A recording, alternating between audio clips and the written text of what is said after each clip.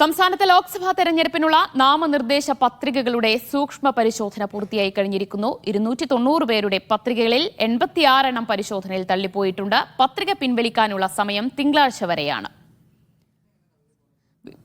വിവരങ്ങൾ തിരുവനന്തപുരത്ത് നിന്ന് സെയ്ഫ് സൈനുലബ്ദീൻ നൽകും. സെയ്ഫ, 86 പേരുടെ പത്രികകൾ തള്ളിയിരിക്കുന്നു. ഇനി എത്ര പേർ മത്സര രംഗത്തുണ്ടാകും എന്നതറിയാൻ തിങ്കളാഴ്ച വരെ കാത്തിരിക്കണമല്ലേ? അന്നല്ലേ നാമനിർദ്ദേശ പത്രിക പിൻവലിക്കാനുള്ള അവസാന തീയതി?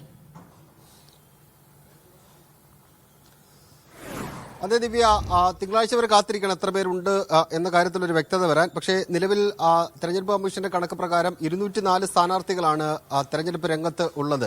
ഇന്നലെ പത്രിക സമർപ്പിക്കുന്നതിന്റെ അവസാന തീയതി കഴിഞ്ഞതിന് പിന്നാലെ നോക്കുമ്പോൾ 290 പേർ മത്സരരംഗത്ത് ഉണ്ടായിരുന്നു. അതിൽ നിന്ന് 86 പേരുടെ പത്രിക ഇന്ന് തള്ളിക്കളഞ്ഞിട്ടുണ്ട്. അത് വിവിധ കാരണങ്ങളുണ്ട്. അത് പലതും പൂർണ്ണമായിരുന്നില്ല എന്ന വാദങ്ങൾ ഉയർത്തിക്കൊണ്ടാണ് തെരഞ്ഞെടുപ്പ് കമ്മീഷൻ 86 പേരുടെ പത്രിക തള്ളിക്കളഞ്ഞിരിക്കുന്നത്. അങ്ങനെ നോക്കുമ്പോൾ 204 പേരാണ് നിലവിൽ സ്ഥാനാർത്ഥികളായിട്ട് തെരഞ്ഞെടുപ്പ് രംഗത്ത് ഉള്ളത്. ഇതിൽ നിന്നും കുറയും. കാരണം പത്രിക പിൻവലിക്കാനുള്ള അവസാന തീയതി തിങ്കളാഴ്ചയാണ്. കുറച്ചുപേർ പത്രിക പിൻവലിക്കാനുള്ള സാധ്യത നമ്മൾ തള്ളിക്കളയേണ്ട.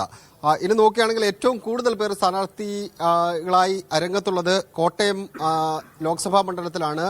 അവിടെ 14 പേർ സ്ഥാനാർത്ഥികളായിട്ടുണ്ട് എന്നാണ് തെരഞ്ഞെടുപ്പ് കമ്മീഷൻ അറിയിക്കുന്നത്. ഓരോ മണ്ഡലത്തിന്റെയും കണക്ക് പരിശോധിക്കുകയാണെങ്കിൽ 13 പേർ തിരുവനന്തപുരത്ത് മത്സരരംഗത്തുണ്ട്. 9 പത്രികകൾ തിരുവനന്തപുരത്ത് തള്ളിയിട്ടുണ്ട്.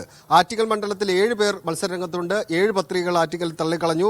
കൊല്ലത്ത് 12 പേർ മത്സരരംഗത്തുണ്ട്. 3 പത്രികകളാണ് കൊല്ലത്ത് തള്ളിക്കളഞ്ഞത്. ആറ്റിങ്ങലിൽ 8 പേരാണ് മത്സരരംഗത്തുള്ളത്. 2 പേരുടെ പത്രിക തള്ളി. മാവേലിക്കരയിൽ 10 പേർ മത്സരരംഗത്തുണ്ട്. 4 പത്രികകൾ തള്ളിക്കളഞ്ഞു. ആലപ്പുഴയിൽ 11 പേര് മത്സരരംഗത്തുള്ളപ്പോൾ 3 പത്രികകളാണ് തള്ളിക്കളഞ്ഞത്. കോട്ടയത്താണ് ഏറ്റവും കൂടുതലുള്ളത്. ഞാൻ നേരത്തെ സൂചിപ്പിച്ച പോലെ 14 പേർ മത്സരരംഗത്തുണ്ട്. 3 പത്രികകൾ അവിടെ തള്ളിക്കളഞ്ഞിട്ടുണ്ട്.